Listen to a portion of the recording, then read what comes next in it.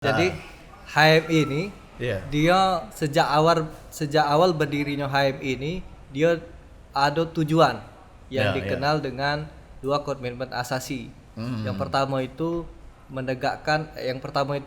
ikut mempertahankan negara Republik Indonesia dan mempertinggi derajat bangsa. Itu disebut dengan komitmen keindonesiaan.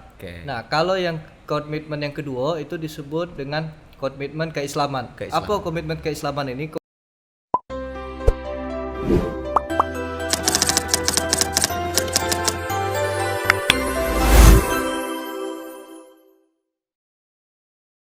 Assalamualaikum warahmatullahi wabarakatuh. Waalaikumsalam warahmatullahi wabarakatuh. Masih bersama kami di channel Cari Hamadah ZNI. Apa kabar Dindo Oci? Alhamdulillah baik. Baik, sehat ya? Sehat alhamdulillah. Iya. Mana kabar Kak? Alhamdulillah. Iya, sama baik dalam keadaan walafiat. Yang paling penting itu sehat. Itu penting. Soalnya apa? Kalau kita nyengok-nyengok ditanya pas di pengadilan sidang itu ditanya tuh sehat itu kan. Iya, meskipun banyak duit, habis itu dengan segala macam kesenangan, kalau tidak sehat ini kan nak menikmati kesenangan itu agak kesulitan gitu. Ani ayo puluh aku tuh ngajak kamu ngobrol di sini kamu dalam keadaan tidak sehat. Pas tidak sehat itu tidak lemaknya paling. Makanya kesehatan itu mahal. Mahal. Tidak bisa dihargai dengan duit. Sehat itu ya? Sehat itu. Iya, udah bisa ya dihargai dengan duit. Iya, karena kalau sudah sakit kan istirahat di rumah sakit atau tidak bisa keluar rumah. Kalau lagi sakit itu dengan segala peraturan dari dokter, tidak boleh makan ini, makan itu. Waduh, luar biasa tuh saronian untuk mensiasati sehat itu. Iya. Iya, alhamdulillah ya.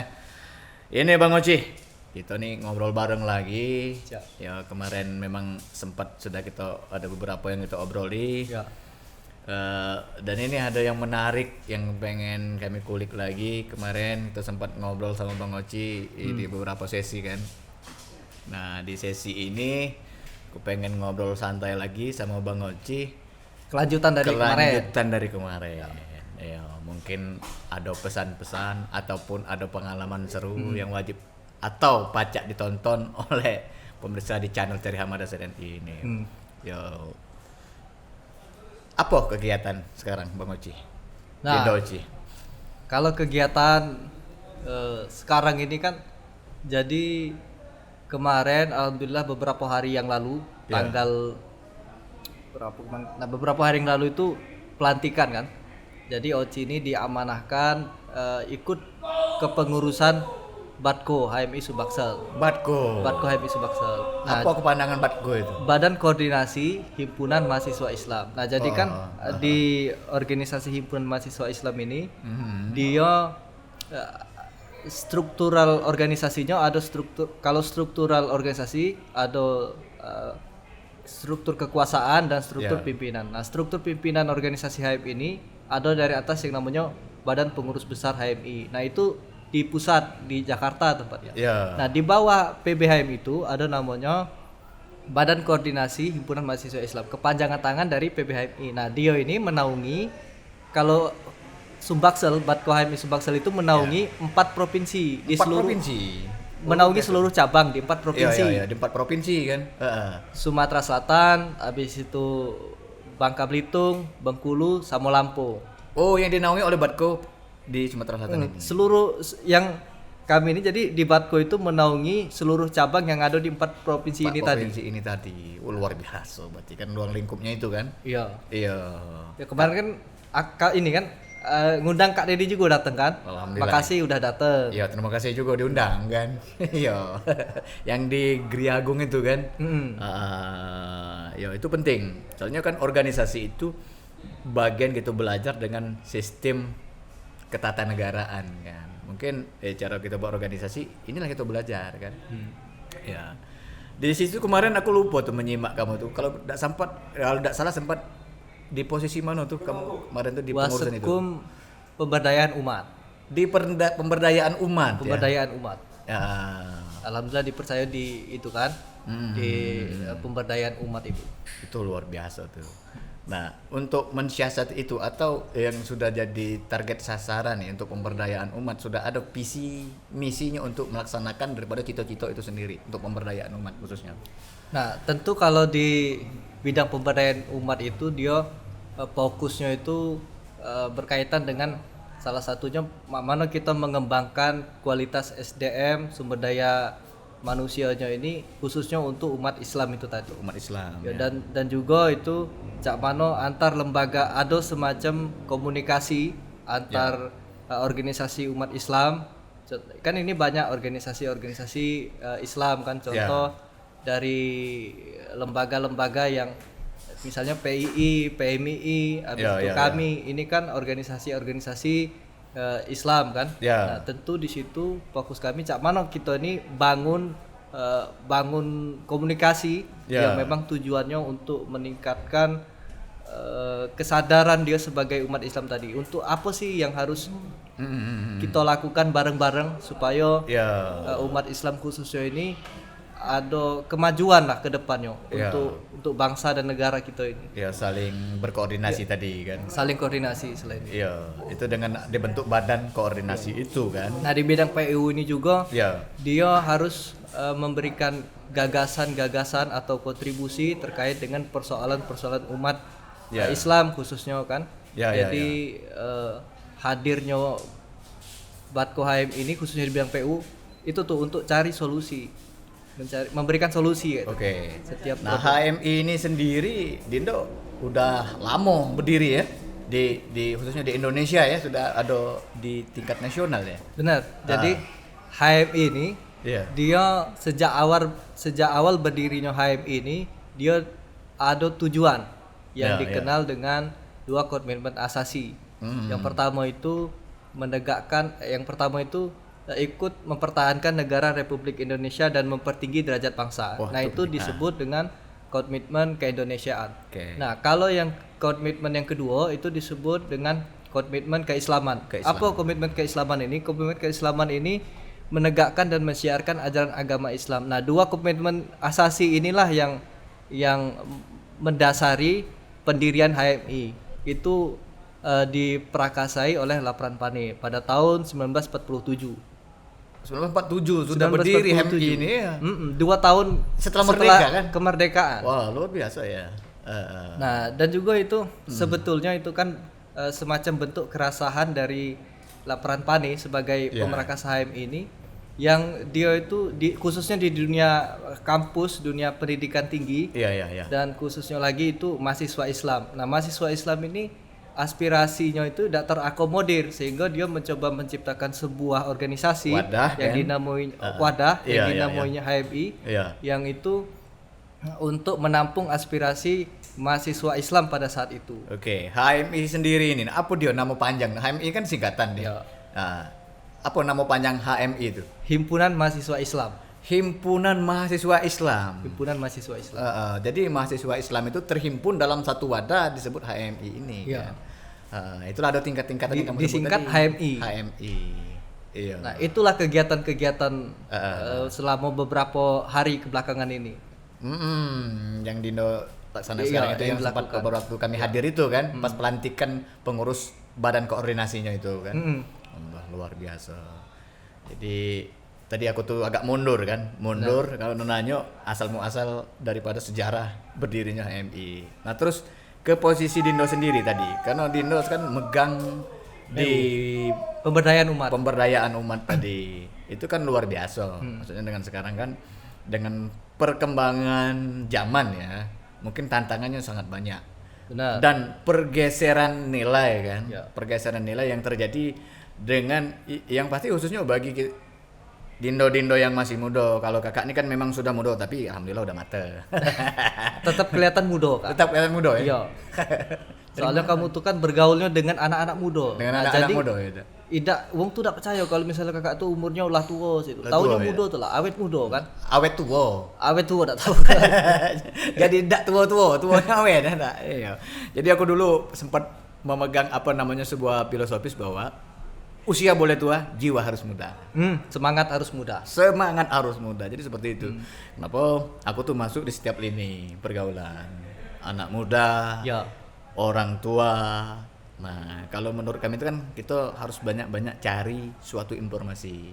Karena dari informasinya kita dapat sebuah pembelajaran. Benar. Nah, itu kalau kami. Ya. Nah, Dindo sendiri mulai mengikuti organisasi seperti ini mulai perkapan? Nah, jadi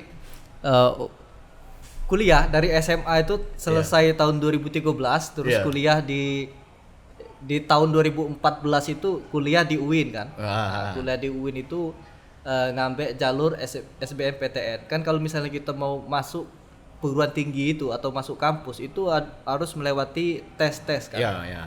Ada yang namanya SNPTN, kemudian SBMPTN. Ini SBMPTN ini yang tertulis. Nah, aku alhamdulillah lulus di SBMPTN. Ya, lulus di situ kan. Ya, ngembe di UIN. Nah, itu jurusan Pendidikan Agama Islam. Jurusan pendidikan. Iya. Nah, kemudian setelah berjalannya waktu di tahun 2014 itu kan waktu pas ospek itu masing-masing organisasi baik internal kampus maupun eksternal kampus organisasi itu berinaugurasi atau mensosialisasikan organisasi itu dewe. Seluruh organisasi dia mensosialisasikan itu kan, dan juga dia mau ngajak uang supaya ikut organisasi dia masing-masing. Oke. Nah, yang pertama ikut organisasi itu ku ikuti LDK, Lembaga Dakwah Kampus. Oh, itu yang internal itu kan LDK ya, ini. Itu internal kampus kan. Nah, jadi merek organisasi itu. Iya, yang ini kan ini. Ya. Kan orang itu kan punya pemahaman yang berbeda-beda. Pasti ada yang mungkin dak senang kan bela organisasi. Ada yang senang. Nah, Dindo tuh mungkin yang bagian senang kan? Yang mengawali rasa senang untuk berorganisasi itu apa yang memotivasi? Akhirnya wah, aku melok lah. Apa? Ada nilai apa di situ? Nah, jadi ini kan melok organisasi LDK kan? Tentu karena berangkat dari kita ini kan senang kumpul dengan uang, senang dengan kumpul dengan banyak uang lah, diskusi atau misalnya kalau di SMA dulu kan dia tidak organisasinya tuh tidak kate yang diikuti. Nah, di kampus lah yang banyak organisasi segala macam kan. Ayo cobalah, penasaran kan. Pas dan mulai juga, masuk kampus ya. Nah, setelah ikut LDK itu kan ada beberapa organisasi yang aku ikuti, basicnya tuh termasuk HMI. Setelah melo LDK ini tadi kan baru melo basic di HMI. Jadi jenjang training di HMI itu dia ada 3 ikut. Yang pertama basic kan, basic training ini, basic training, habis itu intermediate training, dan juga advanced training. Oh, jadi ada beberapa tahapan juga. Ada jenjang perkaderan untuk masuk organisasi itu ya di HMI itu. Nah, kalau untuk syarat menjadi anggota HMI itu harus lulus basic training dulu. Harus lulus. Nah, syaratnya apa lagi? Syaratnya mahasiswa. Mahasiswa Islam. Nah, yang panitia untuk melakukan basic training ini dari kalangan yang cak manu? Panitianya yang pengurus itunya, pengurus organisasi yang udah masuk dulu. Yang sudah ini formal, pengurus yang sudah terpilih ya itu kan. Iya, dia sudah jadi sebagai anggota HMI. Iya. Jadi untuk perekrutan kembali mereka harus melakukan hal yang seperti ini untuk perekrutan. Basic kan. 5 hari kalau basic itu. Ya, tapi yang ini kan organisasi di luar dari kampus kan? Benar, eksternal kan? Ya. Eksternal kampus. Ya, tapi himpunan mahasiswa Islam maksudnya kan. Iya. Jadi itu yang mendasari untuk ikut organisasi. Iya kan? Semangat untuk melok itu kan di situ kan. Kalau udah katik dorongan seperti itu kan males. Iya. Mungkin kan. Karena manusia itu kan dia hobi berkumpul kan, apalagi manusia itu tidak bisa hidup secara individu. Pasti membutuhkan orang lain. Dengan cara itu kan kita apa istilahnya berkumpul, habis itu melakukan banyak hal kegiatan yang itu memang ada untuk tujuannya yang sama kan itu. Sama-sama untuk meningkatkan kualitas individu. Tapi kamu enjoy ya menikmati masa kuliah dengan berorganisasi? Sangat enjoy ya? Enjoy. Karena hobi tadi kan? Iya. Kalau udah hobi udah enjoy kan? Hobi siapapun kan. Iya. Jadi kita tuh kan dapat banyak pembelajaran kalau misalnya ikut organisasi ini kan. Banyak ya? Banyak pembelajaran yang kita dapat. Ya termasuk misalnya kita bangun komunikasi dengan uang. Ya. Habis itu kita belajar manajemen, belajar kepemimpinan di organisasi itu. Ya. Nah, hal-hal yang ini di pembelajaran yang macam ini itu di luar dari kampus, Ya. tidak ada dipelajari di dalam kelas. Oke. Nah, kalau di dalam kelas itu kan dia lebih sifatnya belajar, misalnya kita nah itu. Nah, kalau misalnya kepemimpinan kan tidak dipelajari di dalam kelas. Misalnya Iya, menyelesaikan kan? suatu permasalahan. Iya. Kalau di kelas kan ya udah itu Ben. Iya, yang dikasihkan teori-teori itu kan. Iya, soalnya MK-nya itu juga ditentukan kan. Iya. Ini batas pembelajaran seperti ini. Kalau di organisasi lebih luas kan. Lebih luas. Belajarnya kan. Dan kita memang kalau kita berbicara bahwa ada teori, ada praktek, mungkin teorinya itulah kita kuliah, Ya. mungkin berprakteknya di organisasi. Iya, benar. Lebih ke itu mensinkron ke ini kan. Iya, iya. Iya. Kita misalnya di kelas itu kan belajar misalnya ada organisasi kan. Iya. Nah, itu kan secara teori gitu. Iya. Nah, kalau mempraktekannya atau mengimplementasikan teori yang udah kita pelajari di kampus ini kan Iya, iya. ya ikut tadi organisasi, dia langsung Ya. praktek teori kan nyambung dia. Oke. Ya selama mengikuti HMI kan, waktu HMI kemarin kegiatan nyata yang dilakukan di masyarakat udah banyak ya. Iya. Ya, Yang sudah kamu peloi.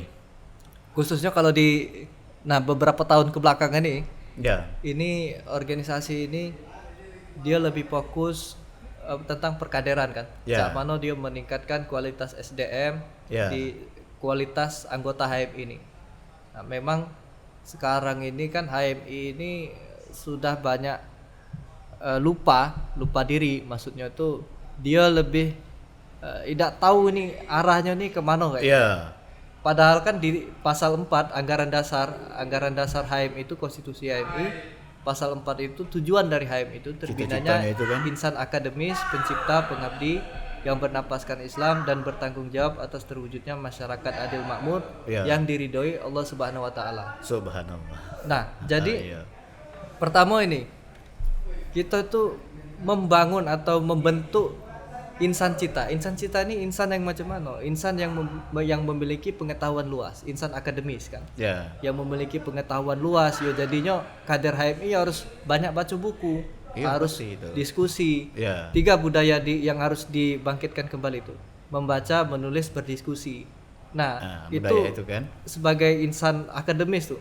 Nah, kemudian insan pencipta. Nah, insan pencipta ini kader HMI itu harus memberikan solusi atau memberikan gagasan yang terbaru setiap problematika yang ada baik sekarang ataupun ke depan. Ya. Ini makanya insan pencipta itu gagasan yang harus diberikan untuk kemajuan apa? Untuk kemajuan masyarakat dan negara Itu. ke depan. Itu Nah, penting kemudian kan? insan pengabdi. Nah, ini insan pengabdi ini kalau misalnya aku maknai insan pengabdi ini insan yang dimanapun mereka, latar belakang apapun profesi mereka, setelah dia dikatakan sebagai alumni ini kan dia punya pekerjaan masing-masing, entah dia Yeah. jadi politisi, entah dia jadi pejabat negara, Yeah. entah dia jadi misalnya entah pengusaha atau Yeah. guru segala macam. Oke. Nah, ini aliran napas HMI itu harus menyertai setiap gerak langkah kader HMI dalam melakukan pengabdian di wilayah masyarakat maupun negara.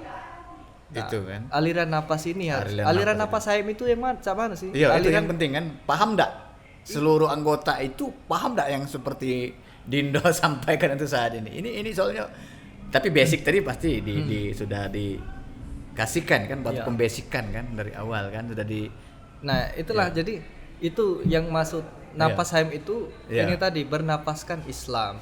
Ya. Ya karena di pasal 3 itu HMI itu berasaskan Islam. Ya. Apa maksudnya itu? Maksudnya sederhananya macam ini, bahwa setiap landasan Islam tuh nilai-nilai Islam atau Al-Qur'an dan hadis itu sebagai sumber inspirasi atau motivasi dalam kader HMI dalam melakukan gerakan atau dalam di langkah untuk menjalankan kehidupan itu tidak lepas dari Al-Qur'an dan hadis. Itu dasar pikirannya itu dari situ berarti kan. Itu Al-Qur'an dan hadis. karena pasal 3 itu Ya, HMI itu berasaskan Islam. luar biasa kan. Iya, kan jelas himpunan mahasiswa Islam. Iya. Lucunya kalau memang akhirnya apa detakan jantungnya, aliran napasnya tidak bergerak. Malah justru bukan Islam. Bukan Islam, kan lucu kan? Iya. Iya. Asyik. Nah, ya itulah apa pasal 3 itu. Memang HMI harus kembali ke situ. Iya.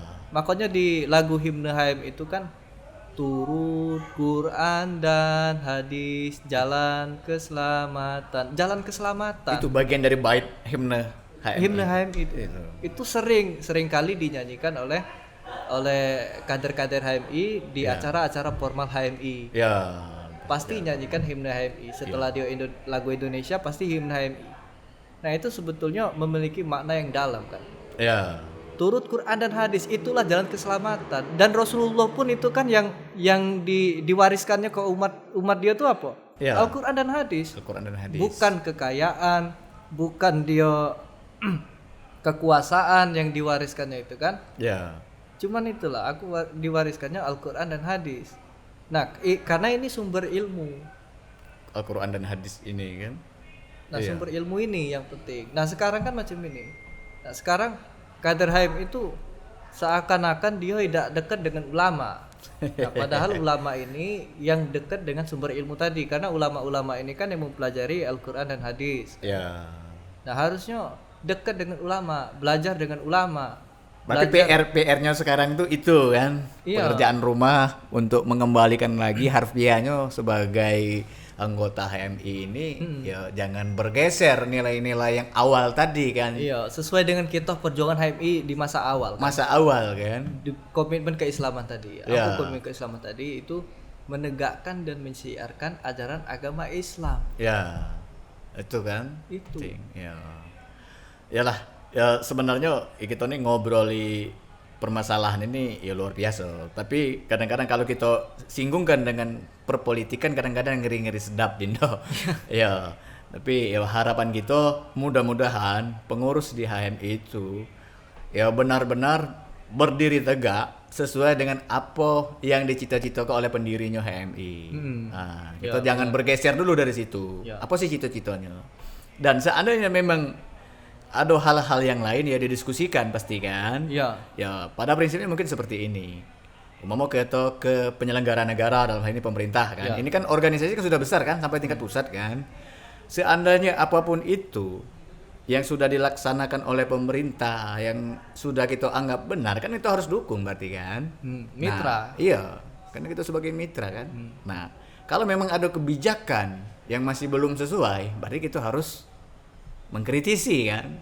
Itu sebagai apa ya? Sebagai bukan filter ya, sebagai pemantau. Agen of control kan. Nah, di situ mengkontrol kan pemerintah. Kalau misalnya pemerintah ini bikin kebijakan-kebijakan yang itu tidak berpihak dengan rakyat kan. Nah, disitulah kita sebagai organisasi itu mengingatkan pemerintah untuk fokus terhadap pembangunan kan.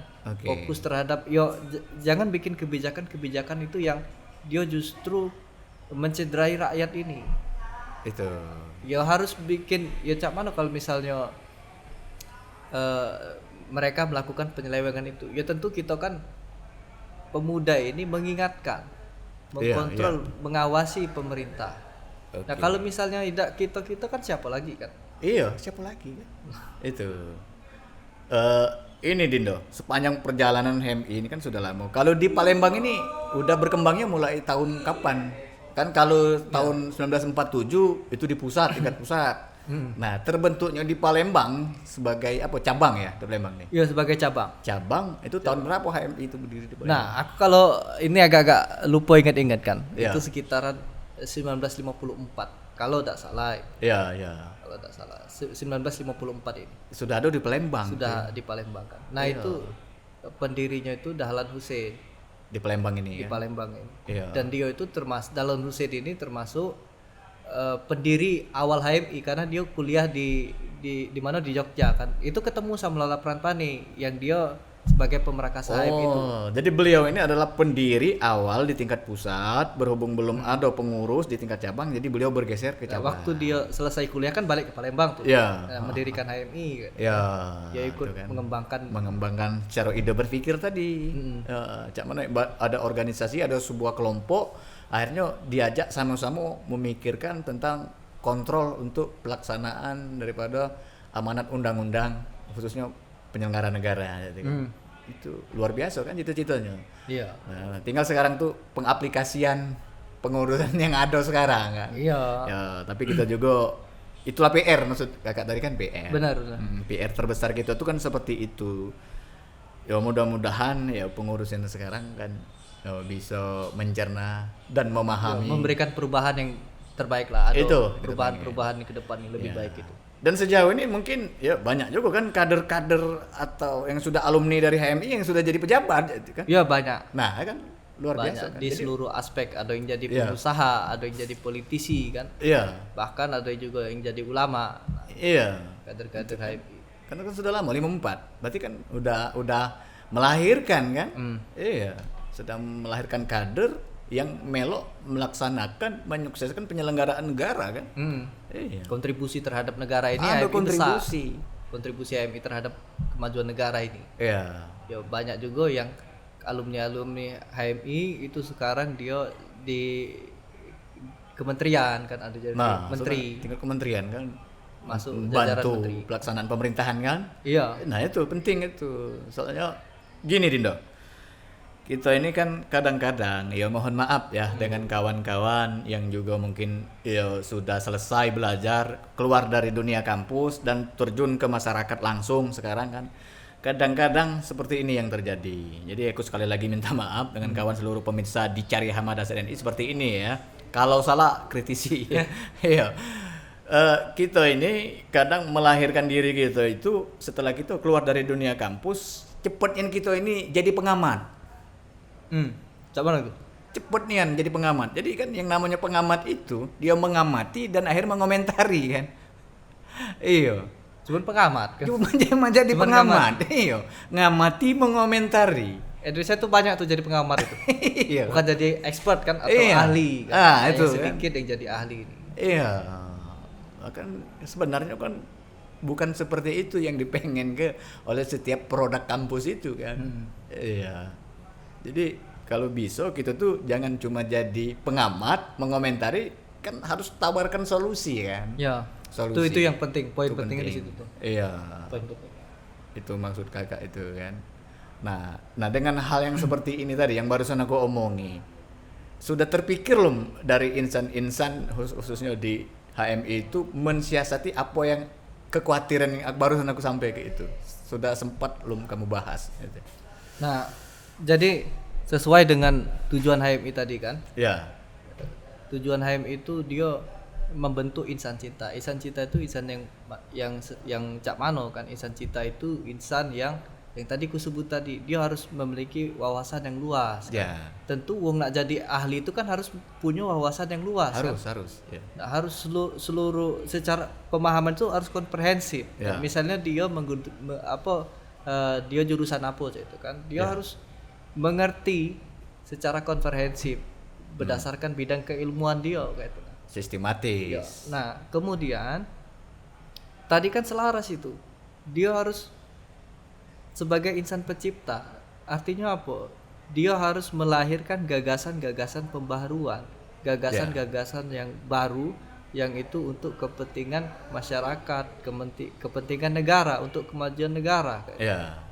Nah, itu dia fokusnya ke situ. Fokusnya dia menciptakan insan cita tadi. Insan cita ini apa? Insan yang kita tuntut untuk memiliki kepribadian yang berkualitas. Selain dia berkepribadian muslim, dia harus berkepribadian yang berkualitas. Nah, kalau bukan cuma berkualitas, makanya nafas Islam tadi harus dikaitkan, ada hubungannya. Dia insan yang berkualitas dan juga insan yang bertauhid. Nah, memang kan banyak itu insan yang berkualitas nih. Mereka kuliah di mana negeri, cerdas-cerdas semua. Oke. Tapi tidak sedikit yang dia justru jadi koruptor. Jadi segala macam kan pejabat-pejabat negara ini. Ya. Ya. Nah, maka tidak cukup cuman berkualitas baik, tapi dia bertauhid atau bertuhan. Nah ini menarik.